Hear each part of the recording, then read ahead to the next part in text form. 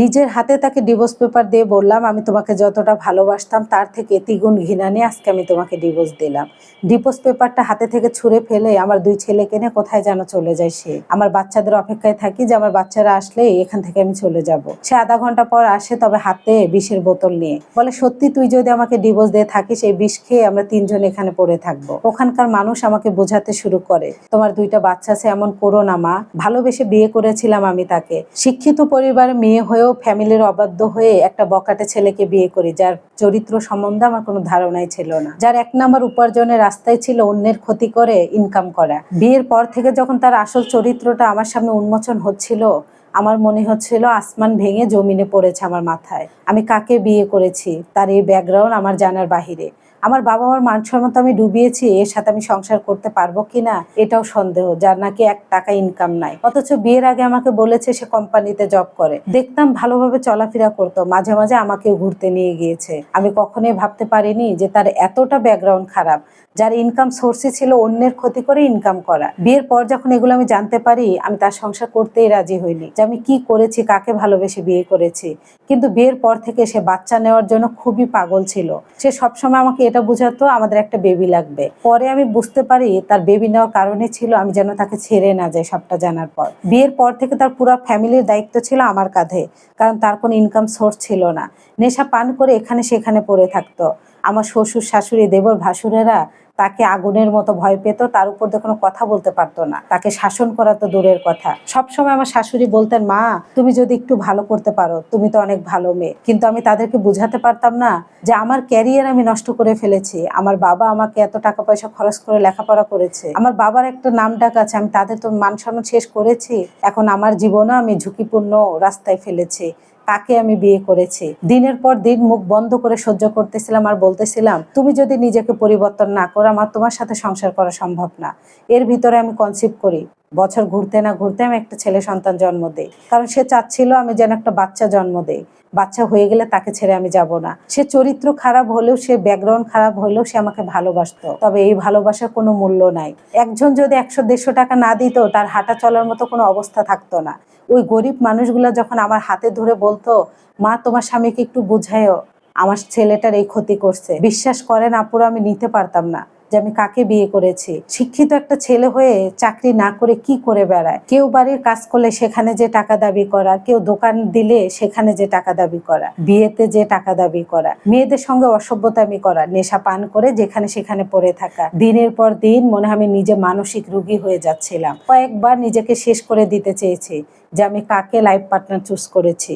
একটা সত্যি কথা কি জানেন আপুরা, একটা মেয়ে যখন জানতে পারে যে ভুল পার্টনার আমার জীবনে এসেছে, মেয়েটা না পারে ধরতে, না পারে ছাড়তে। আমার একটা বাচ্চাও হয়ে গিয়েছে, তাকে বারবার বলি তুমি একটা চাকরি করো, এগুলো বাদ দাও, অন্যের ক্ষতি করো না। রাস্তাতে যখন হাঁটতাম, মানুষ আমাকে দেখে যখন ফিস ফিস আওয়াজ করে, বুঝতে পারতাম তারা আমাকে নিয়ে কি আলোচনা করতো।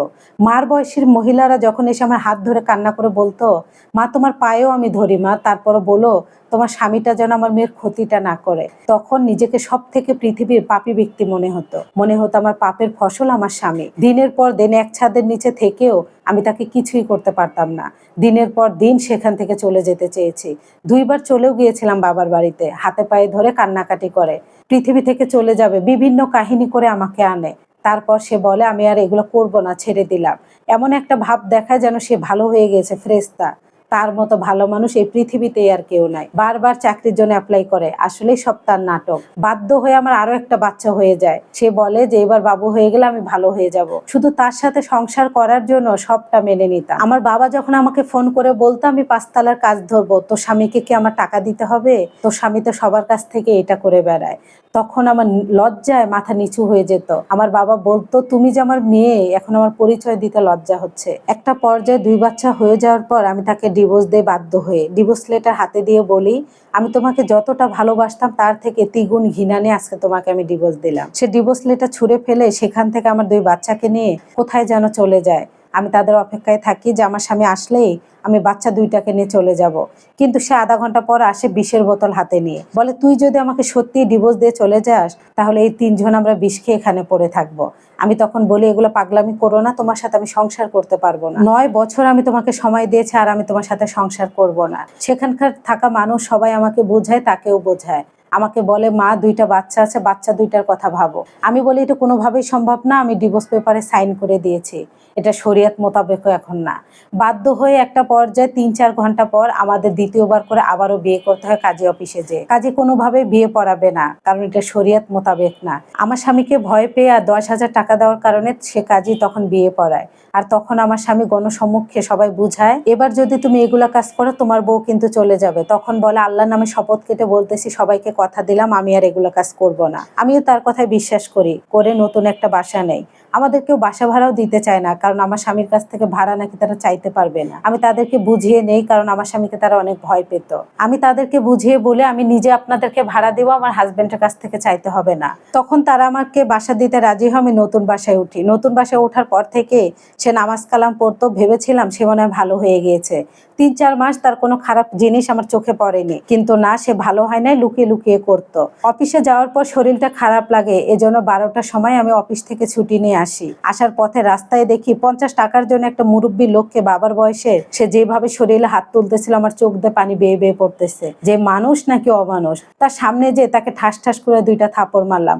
তুমি বলে ভালো হয়ে গিয়েছো, এই তোমার ভালো হওয়া? ওই দিনে আমার বাচ্চাদেরকে নিয়ে আমার বাবার বাড়িতে চলে আসি। তবে আমি জানি সে আমাদেরকে আবারও ফিরিয়ে নিয়ে যাবে, বাংলাদেশে থাকলে বাঁচতে দিবে না। ২ দিনের মাথায় আমার ২ বাচ্চাকে নিয়ে আমি ইন্ডিয়ায় চলে আসি, জব ছেড়ে দিয়ে। আমাদের আগে থেকে পাসপোর্ট করা ছিল।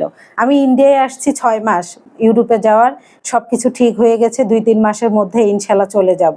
ও এখনো ইন্ডিয়া আসার চেষ্টা করতেছে আমাদের কাছে। ও আমাকে ভালোবাসে জানি, তবে ওর সাথে আমি থাকতে চাই না। আমার বাচ্চাদেরকে আমি অসুস্থ একটা লাইফ দিতে চাই না। এই সত্যি লাইভ স্ট্রিট একটা আপুর জীবন থেকে নেয়া। আপনি চাইলে আপনার জীবনের গল্প আমার সাথে শেয়ার করতে পারেন। ধন্যবাদ সবাইকে।